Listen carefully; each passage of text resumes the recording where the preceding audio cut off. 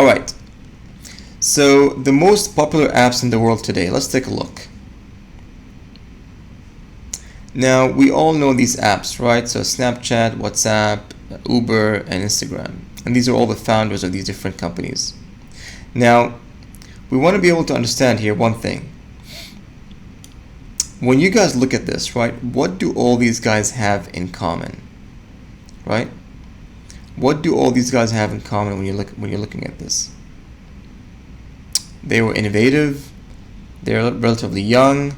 I mean, besides the fact that they're very rich, right, or very wealthy, or right, but these are all average individuals, right? If you think about it, founder of Uber, Travis Kalanick, he never worked in a taxi company, never worked in a transportation company, never worked as a driver for any company, right? He had an idea for a vision, for a product, for a service, and he combined it with the latest technology at the time, which was geolocation tagging. And he launched a service that gained international mass appeal, right?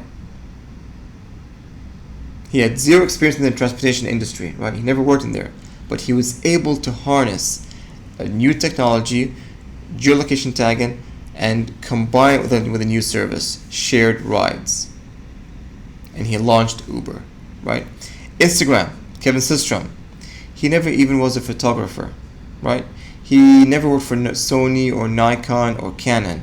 You'd think someone who came up with the idea of Instagram would be able to actually, maybe someone who worked in Sony or Nikon.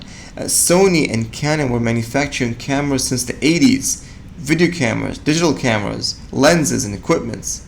But not one of those ex-employees thought about the idea of Instagram, a photo sharing app on your mobile. Shocking, isn't it? It was an average person. He was traveling with his friends or with his girlfriend, and he wanted a way to be able to share the photos on his mobile phone at the time, in 2010. WhatsApp founders, same thing. They were programmers, right? They never worked in a telecom company or a mobile company. Snapchat founders, they were just programmers. And so the trend continues on with Airbnb and others. So average individuals are having an idea for a product and service, and they're combining it with the right technology at the time and be able to launch international mass appeal for a brand new service. And that's what we want to be able to cover in this course.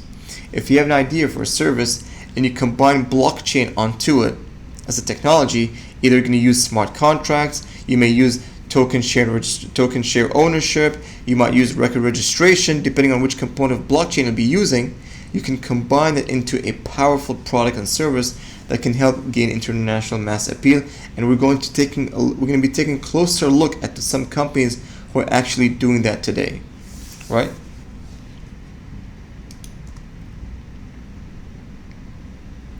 So again, the main point is combine the right idea.